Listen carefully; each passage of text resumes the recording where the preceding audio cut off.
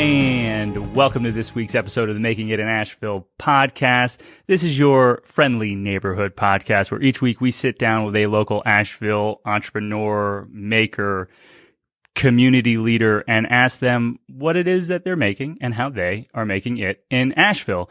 And this week, we are getting into some tech. So with Anuj Patel of Tech House Asheville, opened in October of 2020. I don't know if you know, but last year there was a big pandemic. And so to open a business, open a brick and mortar business, no less, in that it requires a lot. It requires courage, requires tenacity, requires some know-how, and perhaps a realization that there is a need in the community and a place to step into and a population to serve. And so this podcast, we're going to try and dig into that with Anuj. And so, Anuj, please introduce yourself to the podcast community, growing larger by the day. Say hello. Hey, what's up, guys? As Tony mentioned, my name's Anuj. And first, I want to take a second. Thank you, Tony, for taking the time out, having this podcast with me. Super excited about it. Moved to Asheville about 7 years ago in the spring of 2014. Okay. So really right around 7 years ago now. And kind of came here to just get a change of pace of life. You know, I've lived in Raleigh, North Carolina, so not far from here, a good major chunk of my life. I had a lot of family and friends and a life there. And so I didn't want to move too far, and I came here, and it's just been a wild ride. And I love the mountains, I love the air, and I love being able to have my own business here. It's kind of like really a dream come true. So I love that. I know very little about Raleigh, but I do know that it's a neighbor city. Well, a question for you is in those 7 years. And I really want to get into Tech House, but like in those 7 years, have you always been in tech? Is that your background? Yeah. I mean, when I moved here to Asheville, I was actually working for Apple Incorporated, but I was working from home as an Apple Care senior representative. So the person you spoke to on the phone or chatted with when your computer really wasn't working, when you were furious, when you were, at your wit's end. And I did that for quite a while. Even before I moved to Asheville, I had worked in retail environments, either selling or providing services, mostly I feel like educating. So when I moved to Asheville and I didn't work for Apple anymore, even the jobs I had, basically a lot of small businesses and stuff, they always wanted me to do their tech work too. Like I always ended up doing the tech work at the office, whatever they needed doing. So whether it's been directly my job or not, I've always just kind of relied on that skill to take me further. Yeah. So I'll tell you that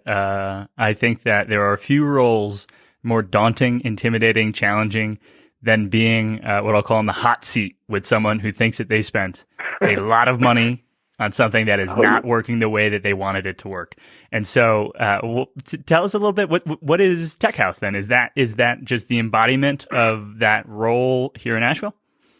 It totally is. You know, we want it to be a one-stop shop. You know, a lot of rules of business dictate that it's good to have a niche. It's good to have a very specific category. And while I understand that to be true, and I think that that's awesome, for us, we know that the average person has many different items, electronics, technology, pieces of machinery that it makes it a challenge for them to use. Yeah. So we wanted to have that ability to be able to let people come in, learn about the stuff they're using, be able to use that as tools, and be able to, go further in their life with that. And it's just kind of when you have the space to be able to do that, and you're able to just like really sit down, make the customer comfortable, make them feel like they're not in some digital, like crazy electronics world all the time. There's plants, there's earth tones, and there's just this vibe of like sunlight and like, because Early and I are both outdoors people. We love the outdoors, but we love technology just as much. So it's always just trying to combine and bring that together for everybody. Perfect. So Early is your business partner? Early is my business partner, yeah, and he's a good part of the brains behind the operation as well. Wonderful. And so with Tech House, it seems to me that your focus is like consumer individuals. Do you service businesses as well? You mentioned businesses, and we do. We do. Typically, businesses we service, like we'll have some business owners or people that are bringing their machines into us for business, but mostly with business B2B, what we do is on-site services. So oftentimes restaurants is a huge category because all the POS systems, everything is super computerized. It's all network-based. Half of it's cloud-based. It's still wireless technology. As great as it is for running a POS system, it's just not secure. It's not fast. It's not stable enough. So you have to have hardwired Ethernet cables typically to be most effective, So we kind of work and cater with all businesses because, like I said earlier, as I lived in Asheville, so many of the jobs I had, even though it might have been shipping and packaging manager, it might have been like this operations manager, half of what I always ended up doing was the tech related stuff that they needed. Yeah. Just all came naturally to me. Yeah. And I enjoyed doing it. So I was like, if you're going to pay me, you might as well pay me to do the work I like. I love it. And it's incredibly valuable work. I mean, when I think about the businesses that my wife and I are touching right now, a carpenter has hammers and saws and glue, all these things. All of our tools, almost all of them, are this machine. Like that's it. Like everything else is just makes this machine a little bit better if we're doing it right. And so maximizing our ability to pull from this machine, understand it, or I guess this machine. I'm pointing at computers and a cell phone for those not on our YouTube channel. Those two things are like the only tools that some small business owners actually use to communicate with customers to grow their business. Okay. Yeah. And so sitting in your role makes you, to me, an incredibly important, potentially part of small teams and perhaps even more important part of big teams. Yeah. I mean, that was part of the inspiration. There was many levels of inspiration of opening a brick and mortar during the middle of the pandemic. But one of the reasons was that, purely from a business standpoint, I knew that this is a need now more than ever because I was already in business when the pandemic started. I just didn't have the brick and mortar. I had my company established. I had my website. I had done marketing. I had my Google page with reviews. I had Instagram, Facebook. I wasn't really very active on the social media then. I didn't really know what to do. I was still figuring it out. But at least I had it set up. So when somebody came, looked me up, they're like, "Oh, this is real deal," even if it's just one person doing something, And so as the pandemic started, I was trying to be very cautious of my health and everything because there's so many unanswered questions. So I had to actually kind of take a pause from the jobs and be really cautious and see what work to do and what not to do. But that's when it really became clear to me that I need to have a space, I need to be able to have customers be able to meet me somewhere instead of like meeting. As much as the remote service is great, it's not everybody's solution. Yeah, it's a some people's solution. I hear. For a good majority of the chunk of people, having a clean, safe space to bring your device in, it's good. It definitely brings in more revenue than if you don't have a physical space. It's just fact. I can imagine that. I can believe that. I fancy myself IT literate. I may not be and do not have an advanced degree, but I can definitely read. Right, I get it. For sure. And so, to play IT tech support for, I'll call it my grandfather, who just got an iPhone or, trying, the TV won't turn on, right? What happened? The TV won't turn on. There's only really so much you can do over a phone or in a webcast with someone. And so I'm hearing you and I'm agreeing with like a physical, with some things on tech, you need to you swipe down from off the screen onto the screen, and then this opens up, or it's hard to communicate, but it's easy to show.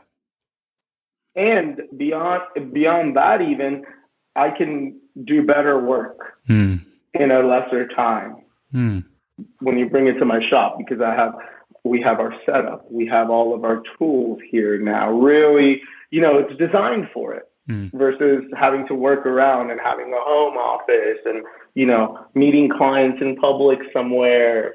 It's just like this whole different game, and loving it. Great. So, I mean, I'd love to hear the process of finding a space, right? So my understanding of your timeline is that even your own business would have been relatively young. What does it look like to find a storefront and then get, I imagine, a loan for it or sign a lease? What is that process like? So, sure. So exactly. You must be reading my mind. So when I see the lag now, by the way. Sorry. So to answer your question, when I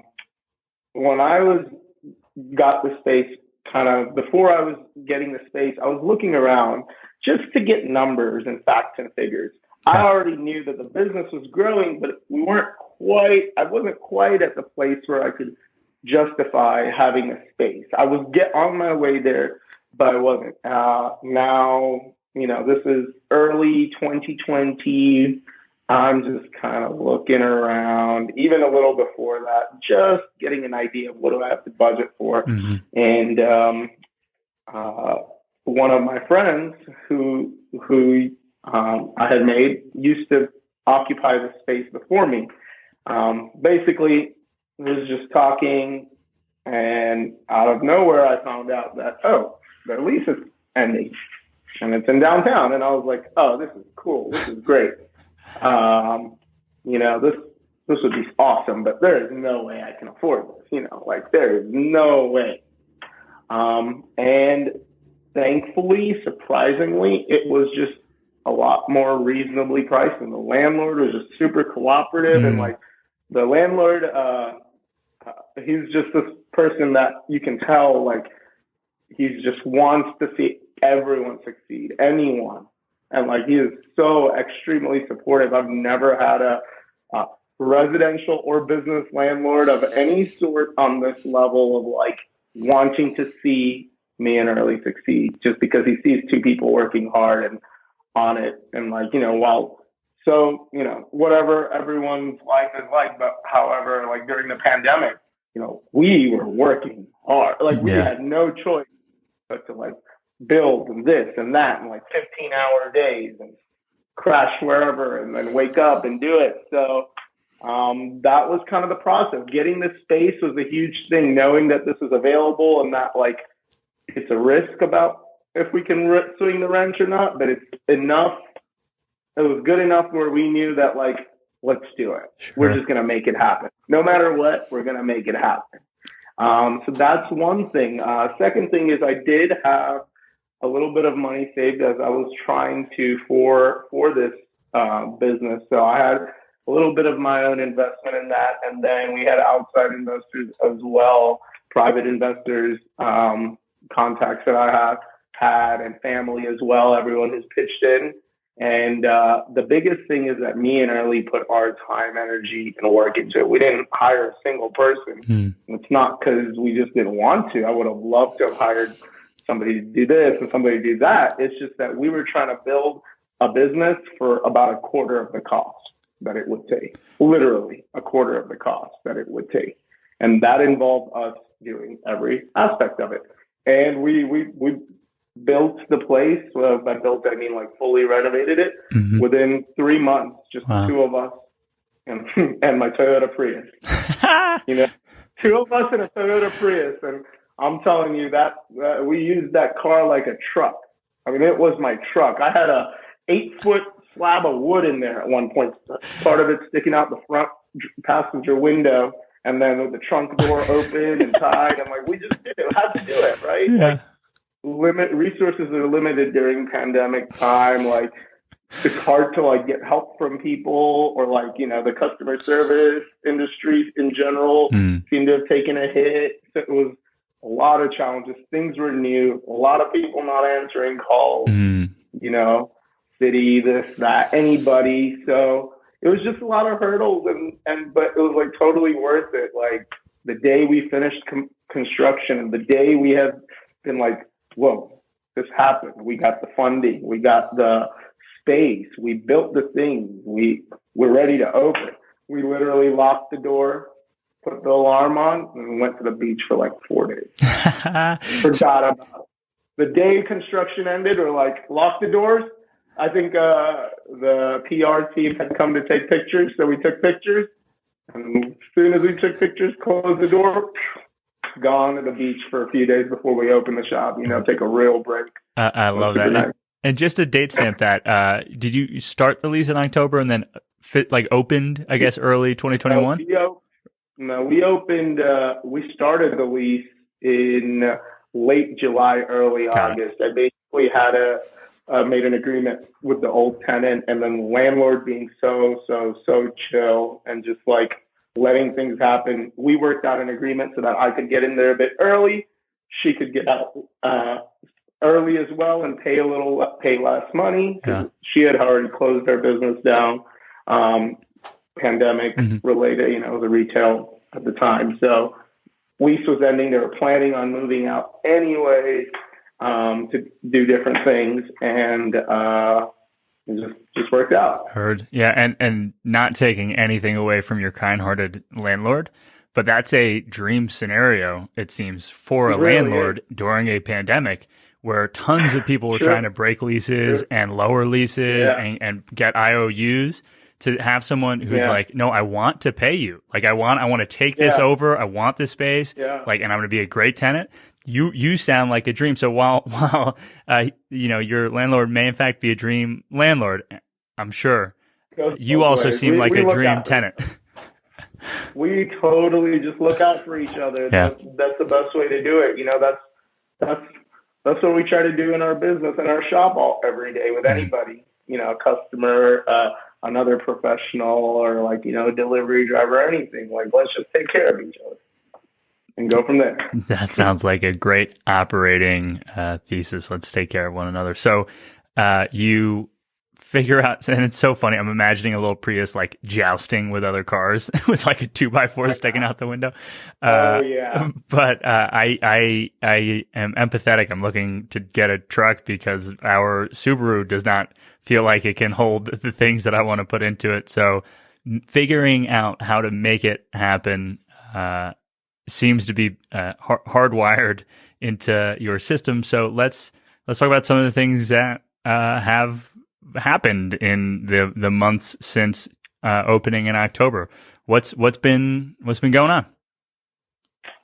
Sure. So we've been busy, which is really great. You know, the first week or two was very nerve-wracking. Nobody knew about us. We had done moderate amount of marketing, but, you know, being new to this, like opening a brick and mortar, not a franchise. I come from like a background of business from my family, but a lot of them have done franchises and things like that. So it's a whole kind of different game when you have to do it from scratch. So we didn't have a lot of marketing, but had a decent amount. We were trying, you know, flyers, this and that. And first week or two was kind of slow and trickle here and there.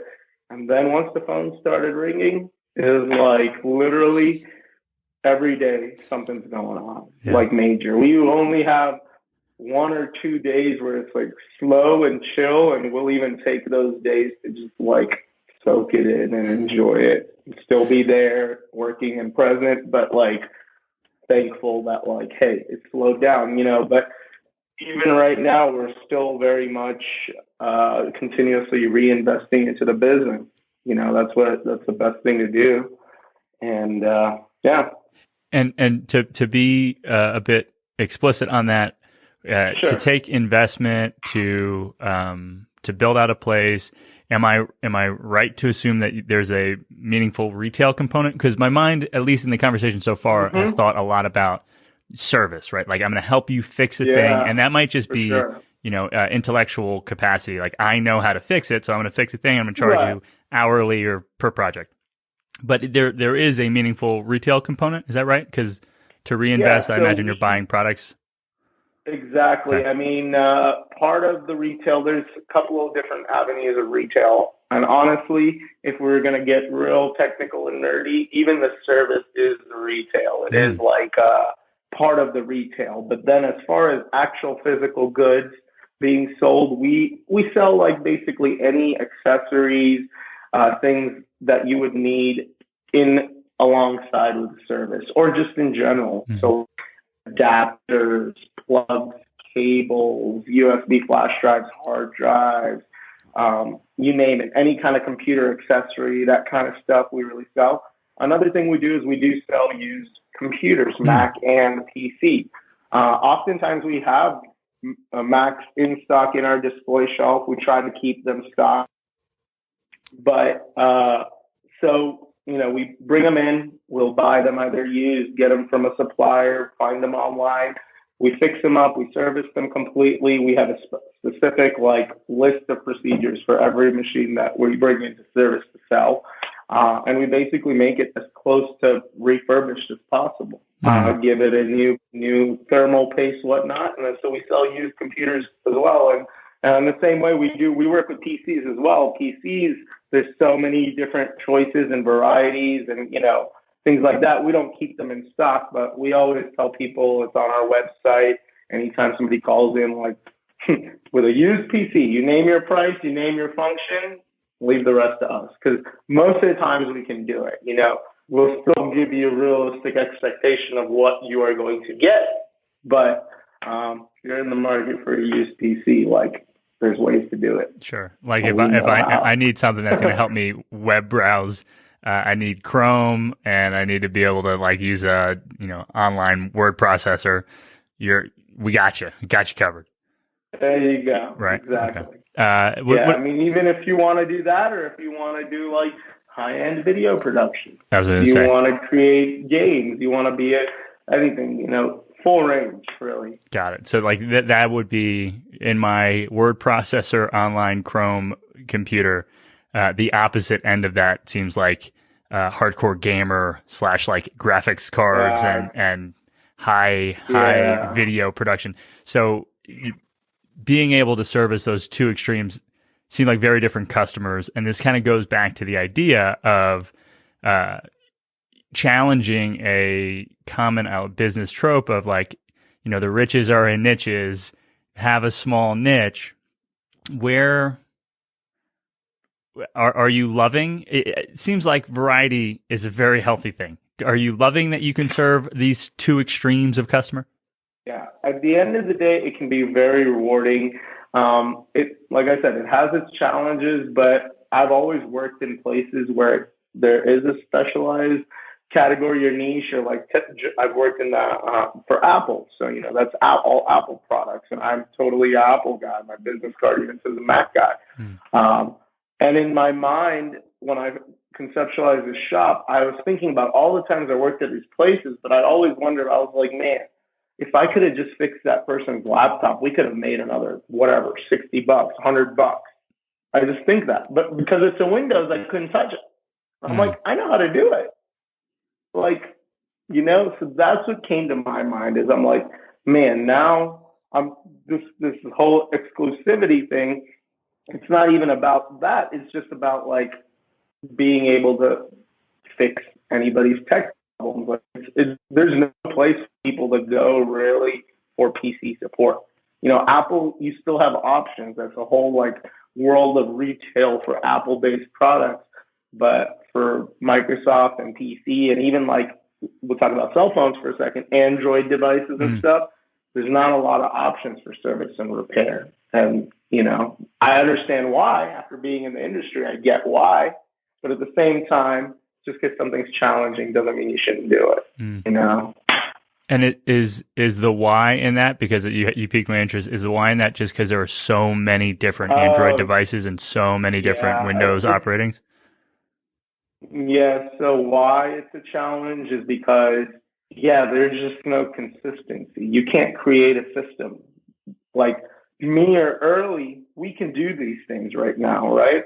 But we are building and developing a system so that when we have employees in the future, we can't expect them to be on our level, because it's just this is what we do. When you're hiring somebody as a part-timer or something, you're gonna have to train them, you're gonna have to bring someone in at the level that you can afford. And that's just like how business works, right? And so it makes it very difficult to create a system. Whereas for like all the Apple stuff, I'm able to create that more and more. I can create a very standardized pricing. So there's no it's just clean. With Windows, it's more of a custom solution. All the parts and everything is more of a custom solution.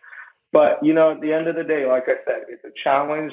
It's not something a lot of people do. So there's no system that I can copy. There's nothing that I can just say like, oh, let me mimic this and take from that. It's just something that's going to take some time, and we're building it. And so far, at the end of the day, as long as the customer is happy, as long as our client is happy on the back end, whatever we have to do, for now, who cares? Sure. We'll do it. It's not the ultimate goal is to be building and creating these systems to like run things efficiently, and that's what we're doing. But till then, we just got to do it, because once we do that for the PC world, there'll be nobody that does that. Yeah. So it'll be pretty exciting. I love that. There's two concepts that are coming up for me, and one we've talked about on the podcast a couple times, which is a book called the EMyth. Have you heard of this? The EMyth. It sounds vaguely familiar. Yeah. It's one of those top business books, but just it talks a lot about process building in businesses, and how owners that work in a business, like it's a very slippery slope. If you are, if you own a bakery and you're the baker and you do all the baking, you can't necessarily really grow the business. Yeah.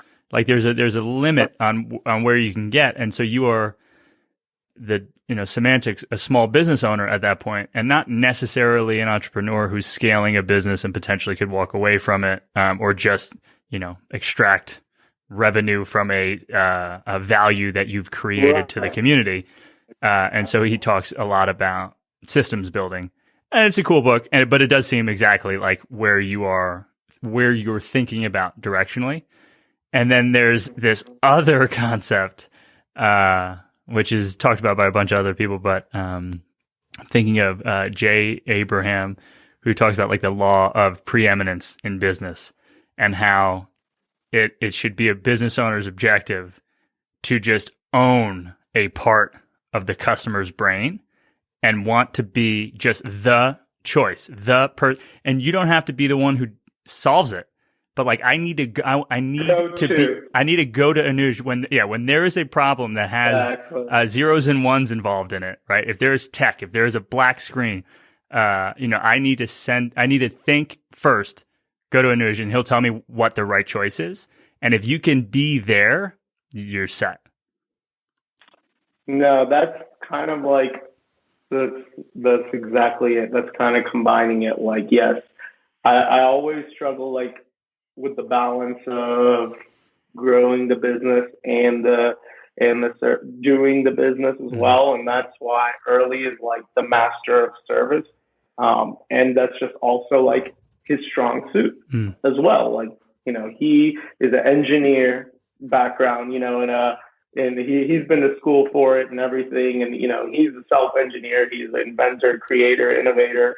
And so him being kind of like really heading and managing and being able to take that, like the full responsibility almost in a sense off, really helps and does allow me to be able to do that and grow the business. And exactly like, owning a part of that customer's brain. Like for me, I tell that to every customer, like whatever you need, just at least ask me. If I can't give it to you, I'll point you in the direction, or I'll tell you what, a lack of better word, what I say is like, just contact me, be that. And I do it. And we just recently did a thing now where you can text our shop phone line. It's like a landline, but you can text it, comes to my computer, comes to my phone. And it's just it's also, there's a little widget on the website, click on that. It's the same text thing. So, just really being there. Yeah. And where your audience is, where your customer is. Right. So like it being able to be texted could be the differentiator, right? Like it's 9:00 and my Apple TV is not working. Let me throw a text out and just see if anyone's there. Like I know it's a small business. I know it's Asheville. That's what him already. I mean, day one, since the first day I got it, it was like direct results. It had already like paid for its first month. So I was like, all right, cool. What is that software? I'm interested. It's called Ikeyono. So I use Lightspeed for my CRM and work order POS system, all of it. It kind of does all of that in one. So Ikeyono is a plugin designed for Lightspeed that basically puts the texting, it links, you give them your phone number, they set up things on their back end, it links it to it, and then basically you can download the Ikeyono app on your phone. You can be logged into Lightspeed on your computer like you would be anyways, and another thing pops up that says show messages, and it ties everything very clean from like their work order. You can see their chat history. You can send them an invoice right there. They can pay for it. It just totally leveled up our business, and the efficiency and like the amount of work I have to do went down a little. So, hey, I like it. I'm very into software. That's, I take customer service super, super seriously. I mean, when we first opened, even now, I always ask people, how did you hear about us? Blah, blah, blah. Always wanting to know how people found out about us, right? And one of the things that people say, it's like Google or whatever they'll say. But then after what they tell me how they found me, they always say, you picked up the phone right away. You picked up and you talked and you were nice and kind. And that is the only reason I decided to come to you. And that is like awesome and humbling and also kind of funny. And thankfully, we are skilled as well and our work shows it. Otherwise, it's just funny, between all that, the Google reviews and the call and just being there. This Austrian guy once during my travel to Costa Rica, he taught me this thing. He ingrained this phrase in my head, and I still say it almost daily to somebody. And he said, if you build a fire, the people will come. And that night, he kept building a fire all night long on the beach. And believe it or not, people came. But the thing is, you build a fire, people will come. I've never realized how true that was until opening this business. Just put yourself out there. Don't be afraid, wave around in the air a little if you got to. Just be yourself, be free, and people will come to you. And that's kind of some of the biggest grand life lessons I'm getting that I didn't even expect to get, or, didn't even know I'd be getting. Yeah. I love that. I almost said something similar at the start of your story when you said we opened and we weren't sure what was going to happen, right? Like the first 2 weeks were a little stressful. And so there's a movie called Field of Dreams where a voice from the distance says, if you build it, they will come.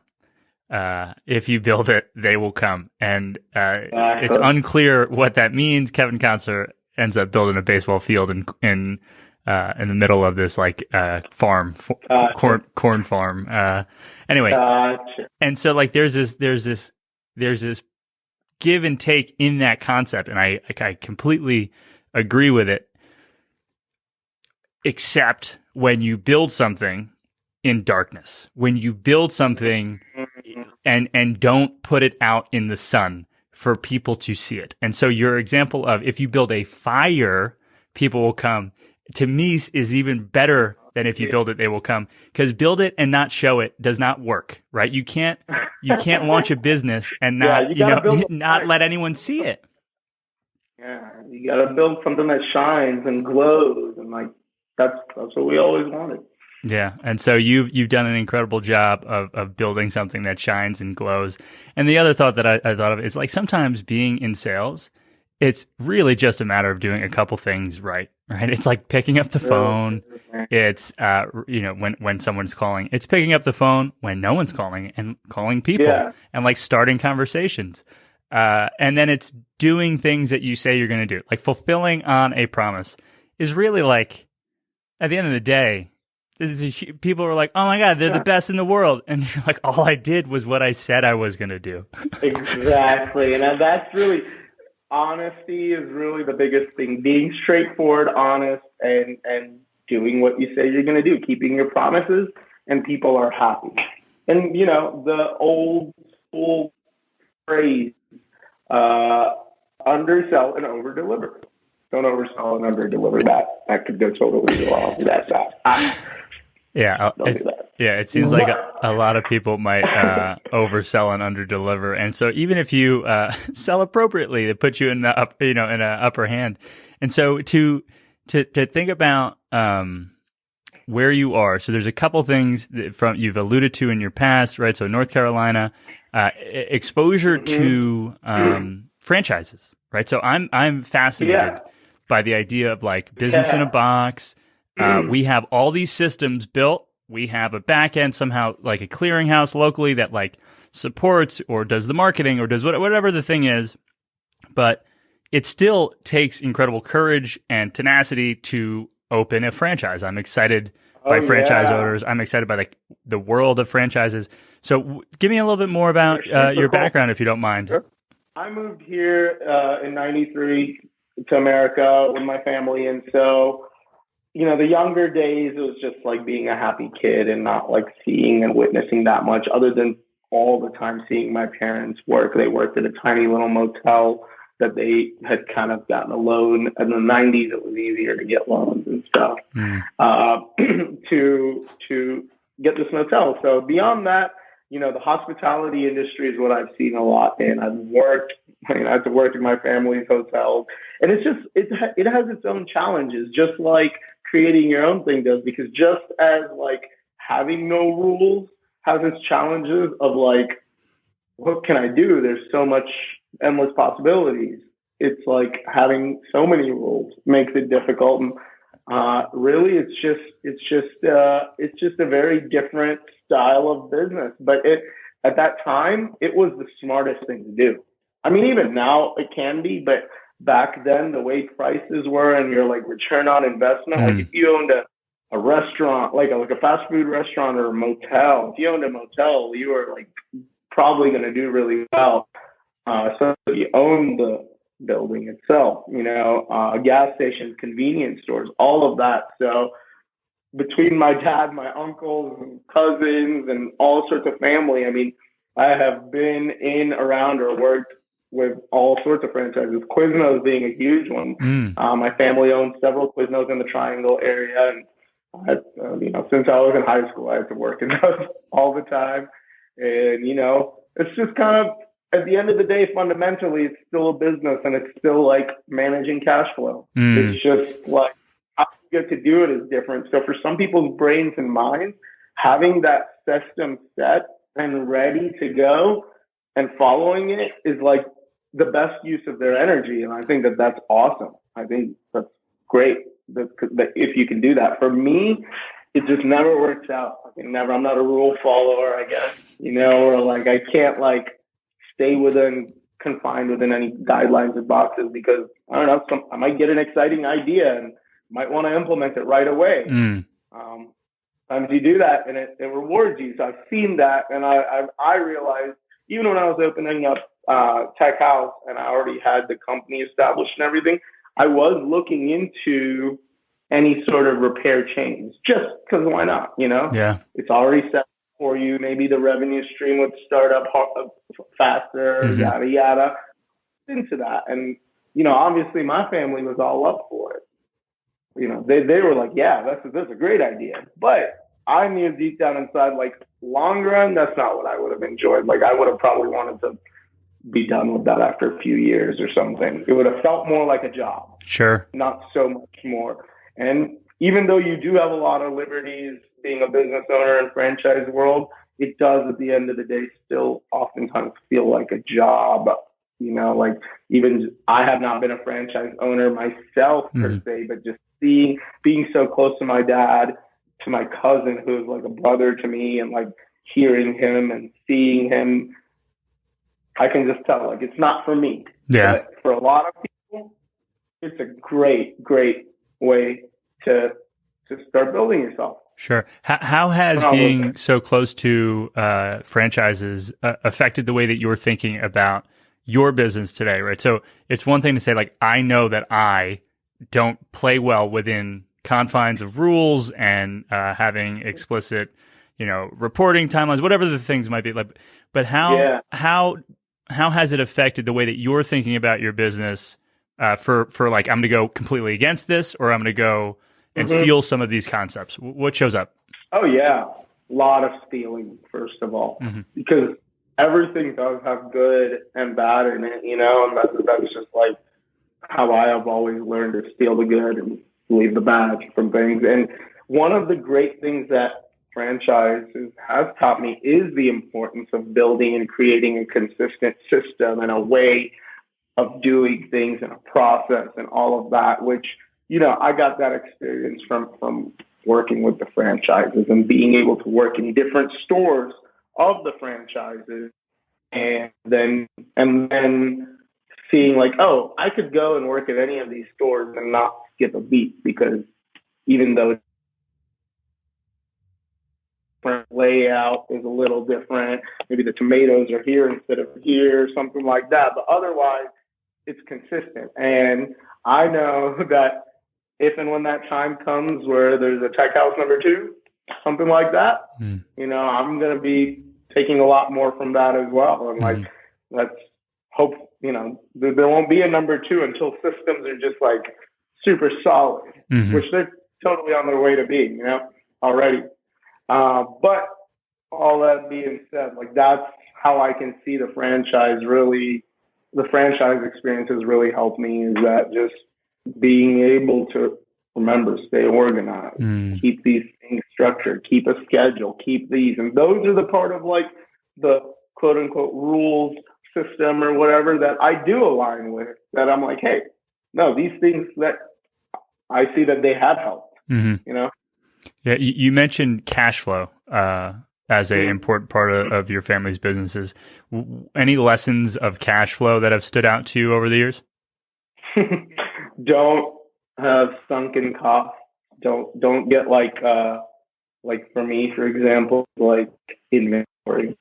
This is something I've learned and from growing up, and my dad has always taught me too. It's like, for a small business, especially, like, you can't afford to have a lot of inventory, even if it seems like you can. You just cannot, and that's a huge one. Just like, man, so many others. Yeah.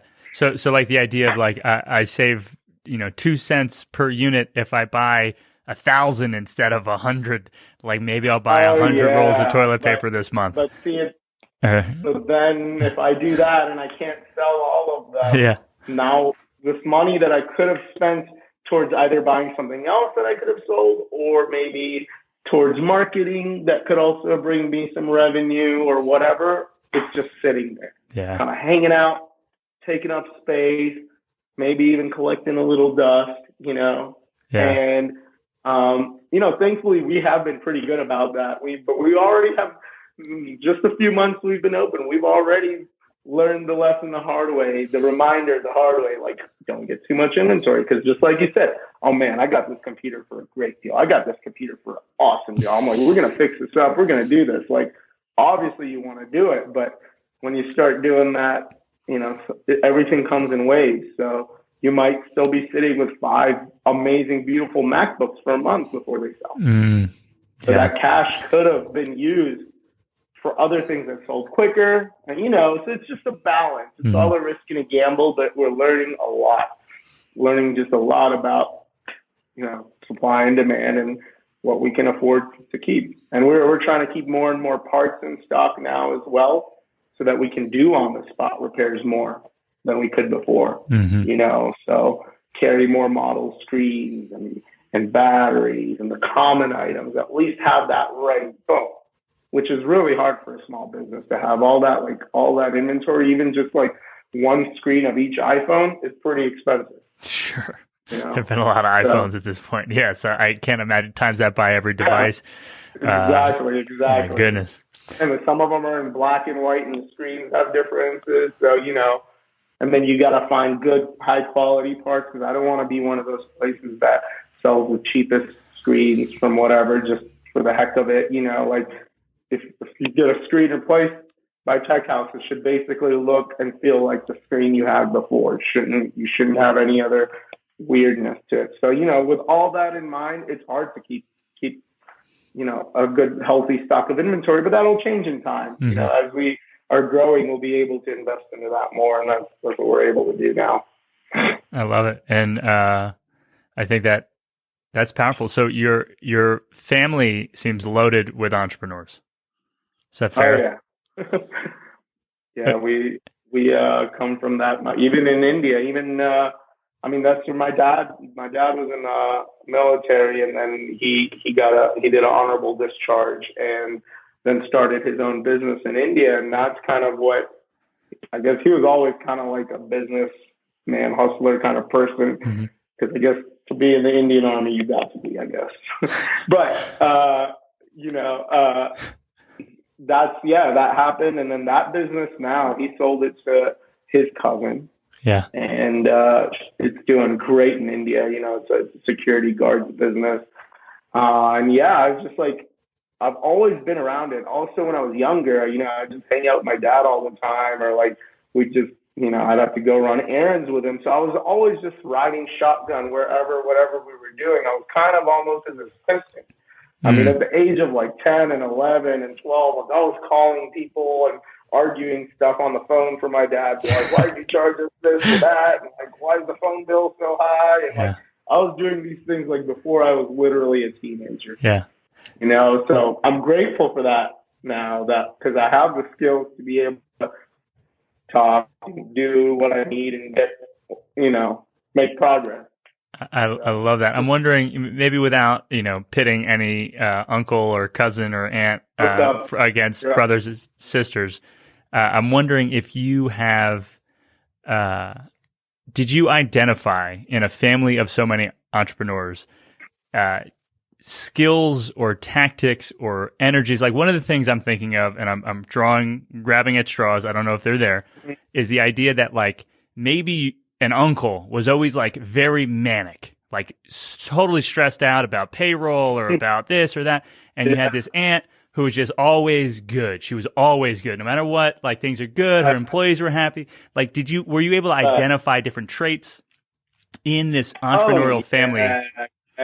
Yeah. I saw a family that was doing it right, and some that just, I wouldn't want to do it like that, Yeah. But everyone's scenario is different too. Sure. So it's like, no, for sure. Where I'm like, how are you keeping your cool and you're not? And that's a practice, right? That's a practice in life. Stay cool and collected when faced with adversity. And that's something that nobody perfects, right? There's varying levels of that, but like, that's just what I realized and learned. And I got to see that. I'm like, yeah, because I like literally two uncles are brothers, and night and day difference. And they both had the same kind of franchise store. And it's just, they both did well and made money, but the one was just always stressed out and the other one wasn't. And I was just like, that is hilarious. And then it helped that they were brothers. Yeah. Blood brothers, Yeah, I imagine that would be helpful. So with that, like how do you want to show up in the world? How do you want to feel as you grow Tech House?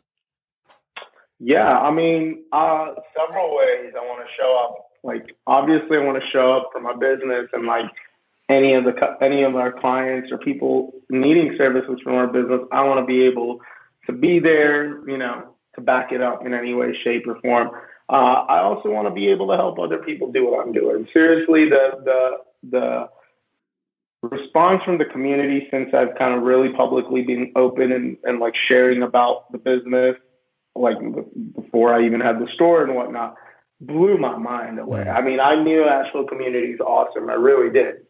Always knew it. I've been here 7 years, but really seeing the action behind the talk through the community was big. And I'm sorry, I lost my train of thought real quick. What were we talking about? Yeah, no, I think you're in the right direction, losing the train or not. So it was about where do you want to be? Like, how do you want to feel? Yeah. So I want to bring people to that because I just realized, like, man, I do have a lot. I had to do all this by myself. And yeah, I had help, but like building a website, thankfully I'm a techie enough person and I used to do it when I was younger, so I knew it. But, even then I used Squarespace, so that has its challenges. And like building a website, getting the Google pages, all these things I've done that I know have directly given me business. I want to be able to help people with that. I'm always trying to do that. One of my friends, her name is Jasmine, and she just opened up a yoga studio in downtown Asheville, and she's a Black yoga instructor, and she's got a website and everything, and LLC full on. I've been working with her, like we know each other for many years now, and I've been working with her website, anything I can to help her. In fact, she also works with me on my business, and I've hired her to do my social media. So all those beautiful Instagram posts you see, all the fun stuff, the content comes from everywhere, but she really takes on the role for me and helps out that way. So I just want to be that for the community. I want to be able to at least point people in the right direction based off of what I've experienced. And like, I'm good at being one of those people that can just kind of go into a dark cave with a headlamp on and like explore and have fun because I'm a techie person and I come from the business background. But I can understand for so many people, like, it's a lot of things to set up.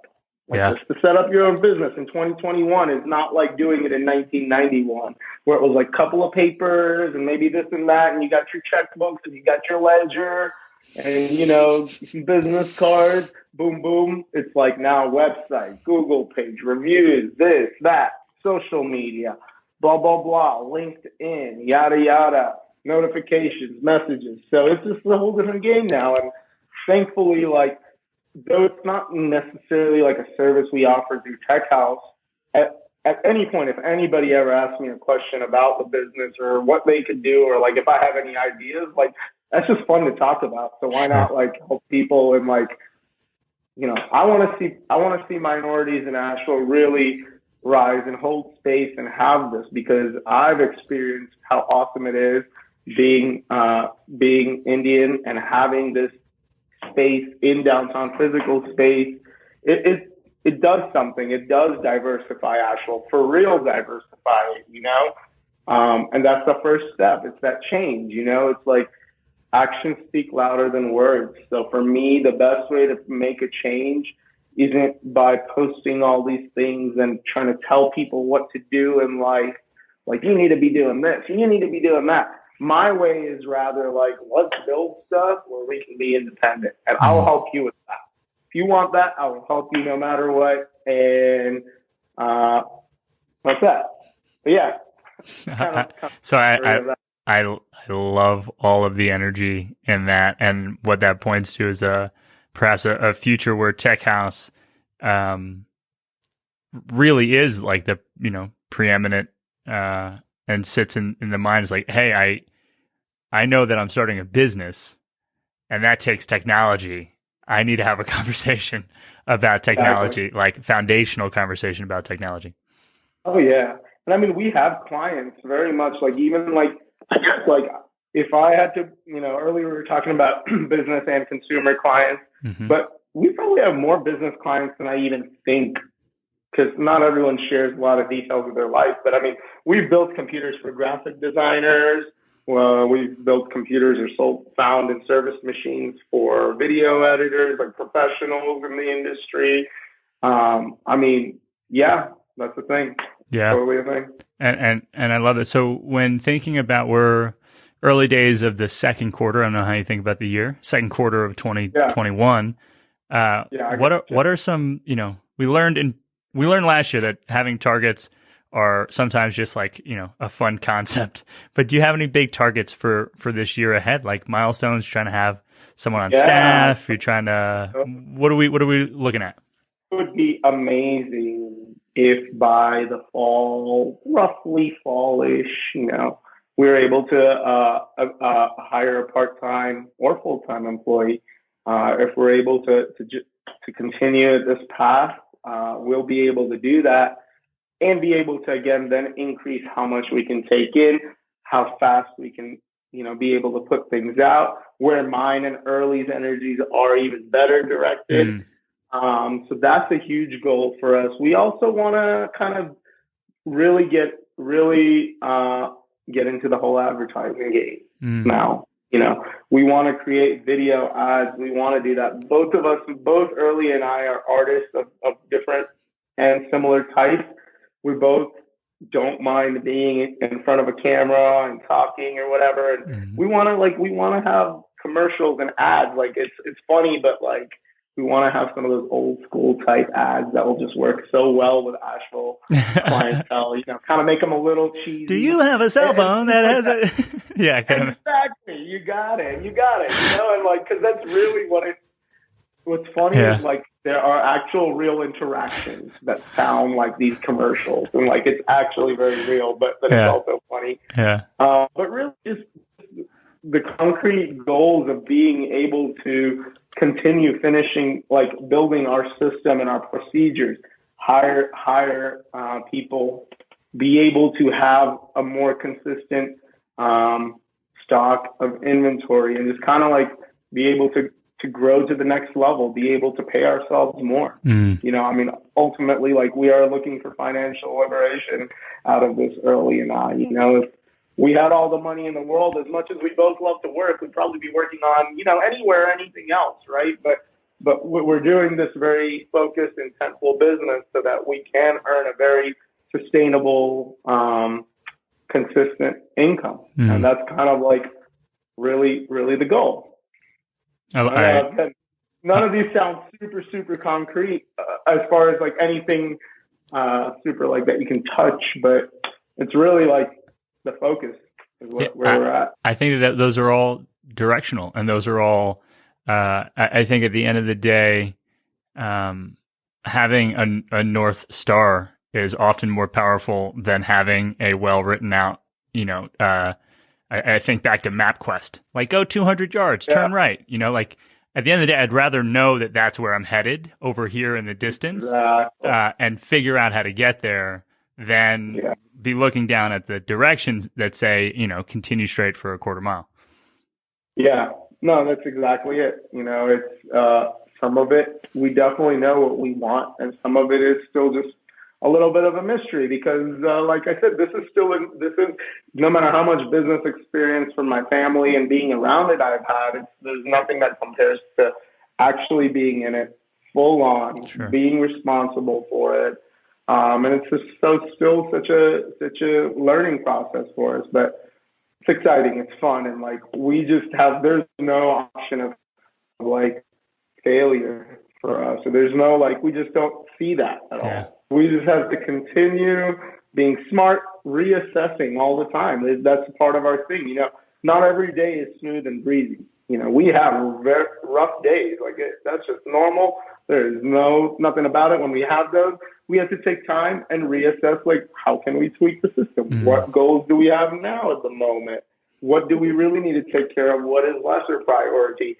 And that's kind of another beauty of working with Early. Early and I have a very, we can communicate with each other and like really express what we need to without anyone's feelings really getting hurt. We know that we both have the same good intention in mind.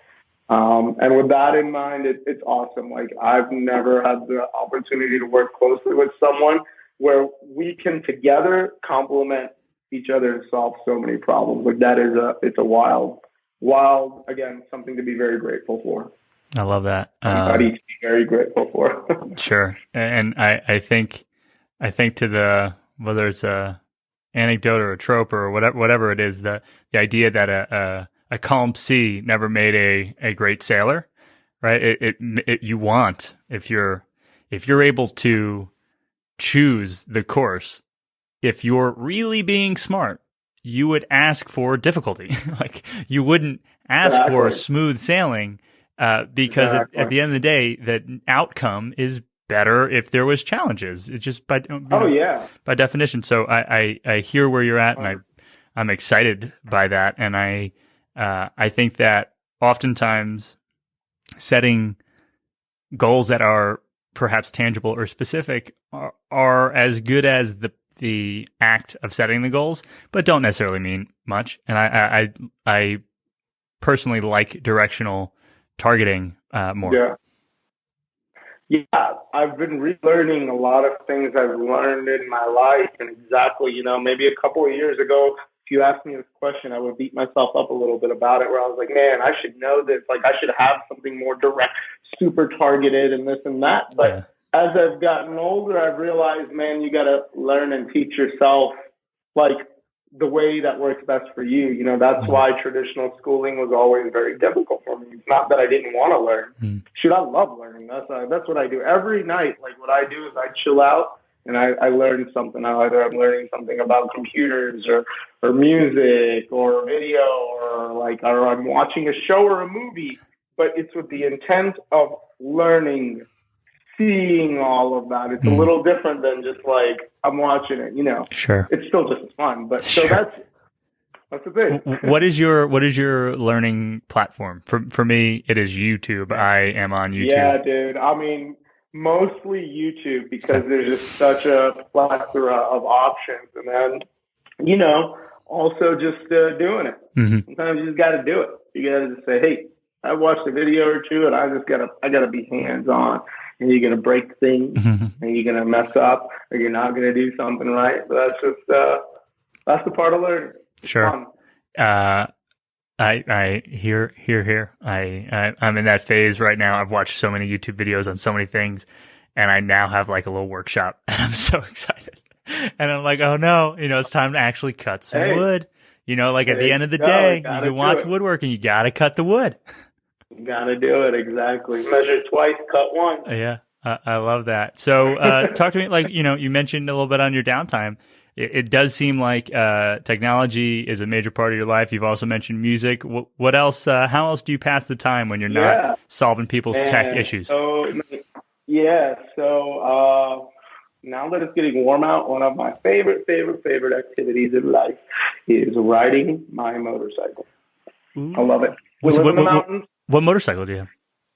I have a Ninja 650. Oh, wow. Okay, cool. Yeah, I have super fun. It's like, I also have a 650, but mine is way softer than that. I have a BMW 650 GS, so it's like a adventure style, and it kind of thumps. It gets up to 60 after 10, 20 seconds. That's funny. Yeah, this thing gets to 100 way too fast, or 65 way too fast.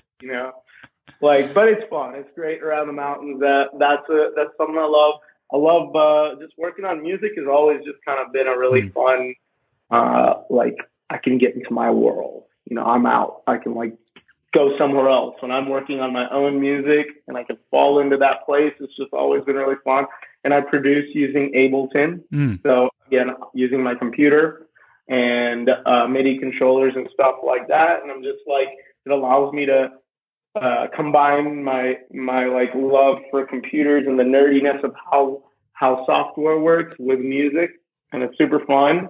I just love going outdoors, and I'm excited for things to slowly,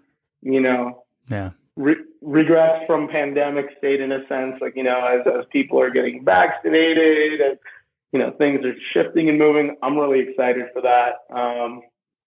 But yeah, really, I kind of lately have been a very, very much to myself hermit kind of person, and learning things on YouTube, making music, riding my bike, maybe working on a project, even in the shop sometimes, some little thing that I got to do. These are all things I enjoy, hanging out with friends here and there as well. What type of music? I'm interested. So Kind of, it's really hard to put a genre on it, but like I kind of have all sorts of different styles in mind. Like some of my music can be very techno-y, some of it can be just very house, some of it is very like it's very trap inspired. A lot of it's very Eastern inspired. It's just my style. Like I was born in India. Culturally, I've always felt very Indian. English is even my second language, so. Even a lot of my music, if you hear it instantly, you're like, oh yeah, that's me, because it's just the sounds that I like that are very natural to me that just like I can bring out from inside, you know? So it's hard to explain genre, but I mean, it can be all over the place. Some of it sounds like super electronic and some of it sounds super organic, but it is still electronic. It's just kind of whatever mood I'm in. Yeah. Do you publish any of it? Like, do you have an alter ego on the internet? I have a few things up, but more alter ego on the internet. A new one is to be coming. Very okay, cool. If you would like, we'd be glad to put some links to the alter ego's account. For sure. Early's a very talented musician as well. I'll definitely send you some stuff of his. He's got cool stuff going on. Love it. We're all about supporting here at Making It in Asheville. So with that, I mean, there's a mental thing that I'll do. Venn diagram. You have Asheville. You have the word community. Mm-hmm. They're overlapping in some way. What things show up in that overlap space? You can say words, or you can just kind of talk about it. But Asheville and community. Cool. That's an interesting, like the Venn diagram visual. Things that overlap in Asheville and community is really just that. Community. I mean, it's really hard to not use that word, but it really is. I mean, it's that looking out for each other, just taking a moment to look out for each other. It doesn't always happen, but when it does happen here, it's beautiful. It's just teaching people, bringing people together, you know, bridging gaps. That's community, you know, like where there's a gap, if you can bridge it, that's great, and I see that in Asheville all the time. I love that as a response. I think I've seen that as well. I've never been in a place where I've known more or been aware of as much, and that's from like the good work of people in the community acting like the bridge. In a past episode, that was a theme that came up, but you know, being the bridge and showing up. So I love that as an answer. With Tech House, how might people find you? Right, like where would they? Where's your brick and mortar? We're in the waning moments of this podcast. Where would they go? So Tech House is located at 46, the big ART bus station. So that's really nice. Anybody can hop on a bus, and then it's literally a 30-second walk to Tech House. Also right next to the post office, basically. It's located downtown. You can find us, you know, if you type in computer repair near me, the chances are probably going to be pretty high that Tech House comes up. So if you don't know where I am, you can't remember the name for some reason, you know, you'll probably stumble upon me because I'm putting myself out there. We are, you know, we just are. Yeah. And you are not building in the darkness. Yeah, no, not at all. You've built the flame. Whole lights, everything. We got floodlights, we got generators, solar power, everything. Day, night.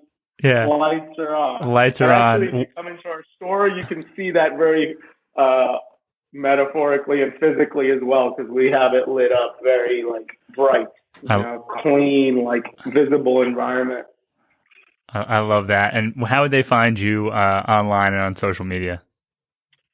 The biggest way people have found us, honestly, as far as people who just don't know anything about Tech House, who we are, whatever, is Google. You know, doing a little bit of Google ads, but really just on my website, really doing the SEO on it and the stuff required to optimize your website to pop up organically in the searches.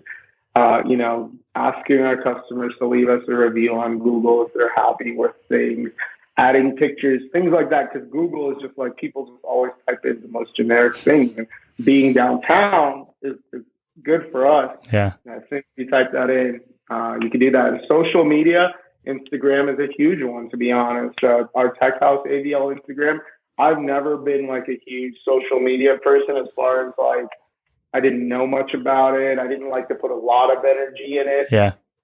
You know, I knew it was good, but I just didn't. And so we didn't really use the Tech House Instagram, I think, till like the first day or two after we opened. So from that time, from October 29th to now, we went from 0 to like 700 plus followers. We have such engagement on there, and it has actually resulted in direct business as well. So it's really cool. Like my views on Instagram and social media totally shifted after seeing the direct results. And now it's a part of my daily like routine, like check on it, check in on that, you know, if any questions need to be answered, yada, yada, you know. Jasmine will ask me like, all right, cool, something about a post, and I'll send her a picture or some caption over, and I see the importance of it. I love that. I think you mentioned all these crazy platforms that the average business owner needs to, I like to say, have a pulse on. You might not need to be, you know, the world's greatest Instagrammer, but having an Instagram does add value, right? It's hard to argue that it doesn't. You don't need to be the world's greatest X, but having the real estate owned by you that points to the place that you want them to go to actually reach out, it is wildly important. And being consistent, I think, too, just helps. Like having that consistent content, it does something, whether it's the algorithms, but really I think it does a thing to humans. Like when we see consistent content come out of a place, you're like, oh, that place is doing stuff. Yeah. And because we are, it's just like, you got to remember to take a picture or something of it here. That's the hardest part. Sure. It's like, crap, I just did something so cool, but I was so involved and focused in the task. Yeah. That I got to take any pictures or videos of it, which is good because that's the goal anyway. Sure. But could have snapped a shot or two in. Sure. There's a, that always reminds me of, there was, I want to call it a Blimpie ad. So wouldn't it be funny if it wasn't Blimpie? But I do think it was Blimpie. And I think the ad goes like, we paid a consulting firm a lot of money, and they told us that customers need to see our name 7 times before they consider a purchase. And it's this guy like cutting at a meat slicer, like a piece of, I don't know, whatever Blimpie meat. And like their logo is like coming in and out of frame 7 times. And I've always thought of that as like the reason to be on social media is so that people see Tech House, you know, 7 times before they actually come. That's funny that you say that because another thing I love doing in my life is playing ping pong. So anybody want to play ping pong with me, hit me up. No, I'm just kidding. But I love playing ping pong, and I have this theory that it takes 7 games. For somebody who hasn't really played ping pong much, it takes 7 games for you to really click. And it's true. Every time I play 7 games with a friend who hasn't played before, the 8th game, they are a rock star. Wow. So, that is a wild theory. There might be something to that. Ping pong enthusiasts and tennis enthusiasts, I ask now, have you ever played pickleball? Which ball? Pickleball, like the cucumber that has been pickled. Yeah. Oh, pickleball. No, I have not. What is that? So it is effectively if ping pong and tennis had a baby, it would be the middle of the two, and it is a fun sport. I think that you need a little bit of like a very refined motor skill to be decent at ping pong, and then you need refined motor skill and strength to be good at tennis. And like pickleball is this middle ground where it's kind of easy to be okay. Yeah. For whatever that's worth. Okay, I'm gonna have to check it out. I'm gonna have to find me a local pickleball pickup game or something. There are courts. Yeah, there are courts. That's for sure. It's like you learn something new every day, right? It's like I think you use a tennis court sideways is the way to get a pickleball set up. But when we get that started, I'll reach out to you and you will get. Please do. We have 4 rackets, but we've never actually played locally. Sarah's mother. I've been known to be good at racket sports. So definitely let me know. Heard. So thank you, listener, for making it to the pickleball section of this conversation. We're going to wrap real quick. One more time, where would people find you? Your location, your website, your Instagram? For sure. So we're located downtown Asheville at 46 Commerce Street. Website is www.techhouseavl.com. Don't forget there's 2 H's in there. Easy to forget. And Instagram is also super easy. It's just at techhouseavl. Same with the 2 H's. Anuj, what a pleasure. Thank you so much for being our guest today. It was absolutely my pleasure, and I really appreciate it. Tony, you've been super awesome. I've never done something like this. You made it really easy and fun for me. So thanks a lot, and keep at it as well.